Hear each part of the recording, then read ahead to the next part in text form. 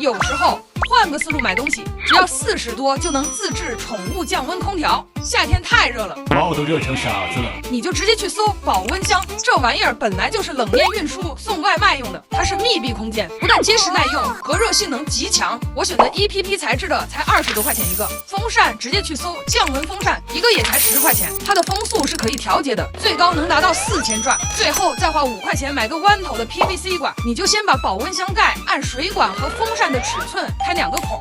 像这样把它们一组合，再贴几个小贴纸装饰一下外观，里面再放好提前冻好的冰块，整套下来40多块钱，一个小型的宠物降温空调箱就成了。开机以后温度降得很快，夏天的小猫再也不用热得蒸桑拿了，自己在家一整天也很凉快。关注我，分享更多家居省钱干货。